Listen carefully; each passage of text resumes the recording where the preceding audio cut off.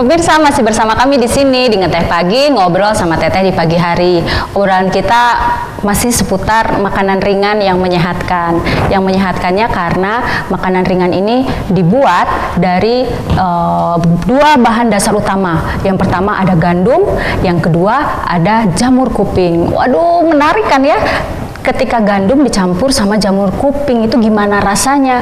Tapi Mentari ini hebat banget nih. Selain dia sekolahnya di bisnis manajemen ITB, tapi dia bisa membuat kue. Padahal nggak nyambung kan?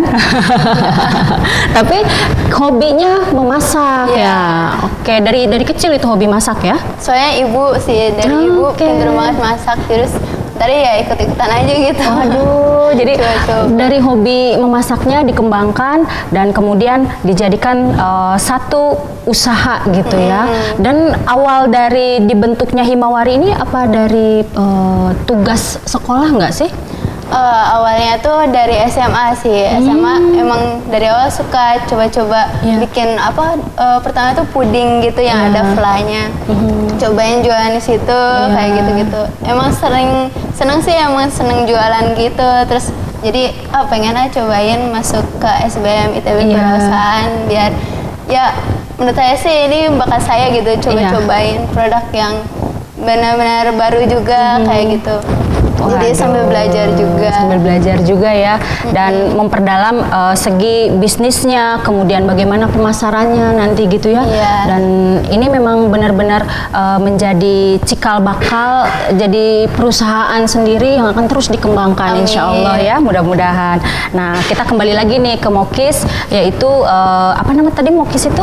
Mushroom oat cookies. Mushroom oat cookies. Waduh, keren banget nih. Nah, kalau tadi kan sudah disebutkan bahwa kandungannya bahan dasarnya itu ada dua macam yang utama, jamur sama dengan gandum. Lalu ada tambahan-tambahan lain nggak di dalamnya? Ada. Itu kayak ini sih gula ya, gulanya juga sedikit, jadi gulanya emang sedikit, ya? manisnya nggak terlalu manis banget gitu. Nah, terus ada terigu juga, terigu, terus apalagi tambahan kayak toppingnya gitu, pasta, red velvet, terus apa?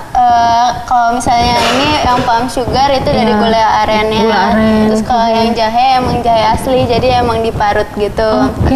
Nah, terus emang prosesnya dicetak gitu di loyangnya, terus di oven, terus didinginkan. Gitu. Jadi proses untuk merekatkan apa namanya, kan ini kalau misalnya jamur dan gandum itu kan dari apa ya, susah disatukan, tapi bisa ya tanpa menggunakan telur ya?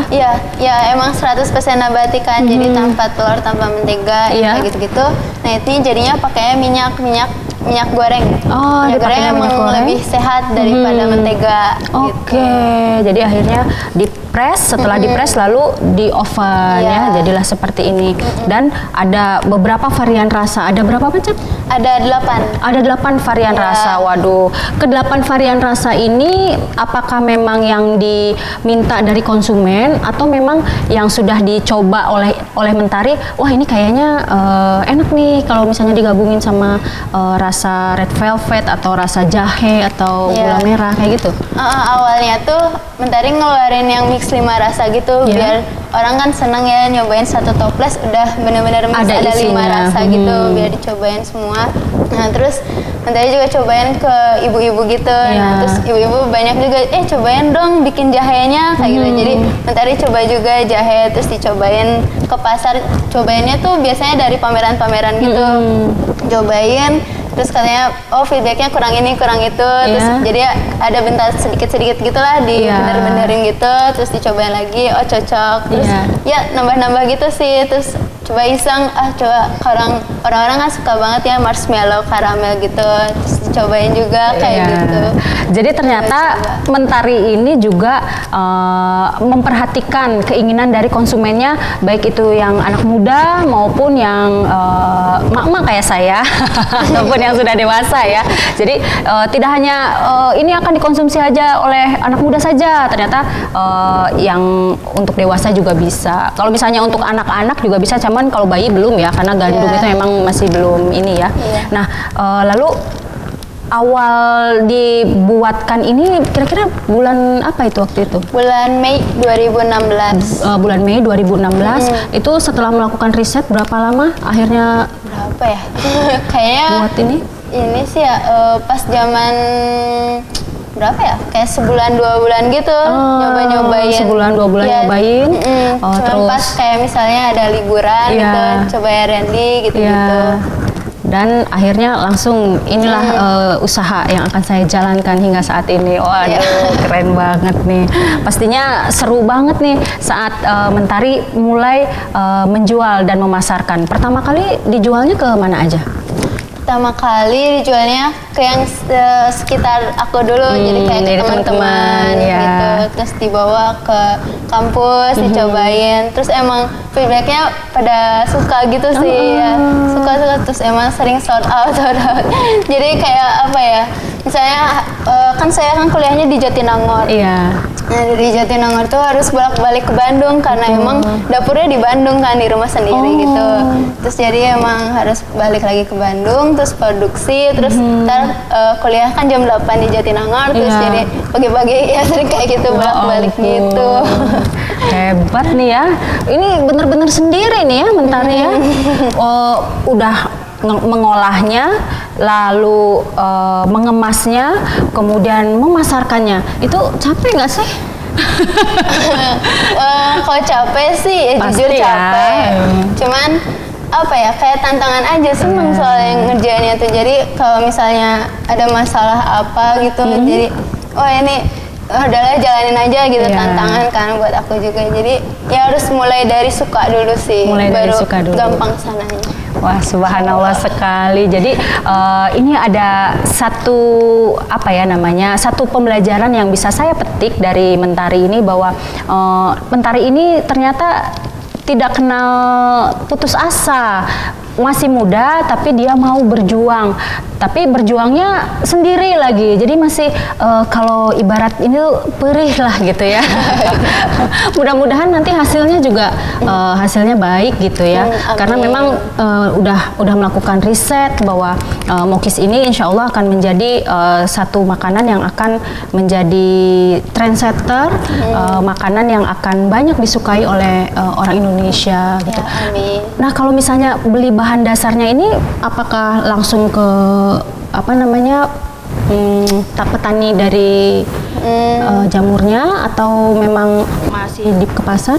Kalau jamur kuping ini masih ke pasar. Masih ke pasar ya? Soalnya banyak banget kan. Jadi kayak satu pasar tuh banyak banget yang jualan jamur Iya. kuping. Jadi emang bisa pilih juga dari harga yang paling murah dengan kualitas yang baik gitu. Oke. Iya. Dan setelah membeli jamurnya, terus kalau gandumnya itu gandum yang sudah jadi kah atau gimana? Ya, gandumnya tuh yang Havermouth itu. Oke. Ya, jadi langsung aja gitu. Jadi pilihan gandumnya juga yang kasar biar orang-orang langsung kerasa banget kan. Jadi nggak ada campuran tepungnya gitu. Oh iya, wow. Jadi ke pasar nih pagi-pagi pastinya kan ya, untuk mendapatkan jamur dengan kualitas yang terbaik pasti harus ke pasar. Terus langsung diolah tuh ya? Iya. Oke. Soalnya kalau misalnya nggak langsung diolah tuh jamur kan suka cepat layu, terus Iya. bau berlendir gitu. Iya. Jadi emang harus banget langsung diproduksi gitu, biar nggak ngaruh juga kan kerasanya, Iya, jadi kurang enak gitu. Jadi emang harus cepat diproduksi. Oke. Biasanya kalau misalnya cookies ini diproduksi sama Mentari itu membutuhkan waktu berapa lama dan hasilnya berapa banyak? Biasanya tuh kayak 30 menitan gitu, Iya. itu udah bisa dapat 5 loyang. Oh. 5 loyang. Jadi satu loyang itu ada 16 cookies. Iya. Jadi kalau misalnya di toplesin tuh ada 8 toples. Ada 8 toples. Iya, itu kalau misalnya 30 menitan kayak udahlah sempetin aja buat apa, kayak misalnya ada pesanan gitu, Iya. udahlah sempetin aja gitu. Jadi emang sering banget sih begadang kayak pulang dari kuliah gitu Iya. kan sore. Waduh, hebat banget nih Mentari. Jadi semua dilakukan oleh sendiri untuk mendapatkan hasil yang juga memuaskan dan maksimal bagi para konsumen Mokis. Nah, pemirsa, yang setelah yang satu ini kita akan kembali lagi pengen nanya nih tentang pemasaran serta kendala-kendala yang ditemui selama dia memasarkan mukis ini. Jadi jangan kemana-mana, tetap di Ngeteh Pagi ya. Saya sambil makan mukisnya dulu, boleh ya? Boleh, saya makan boleh. ya. Silakan. Silakan iklan dulu.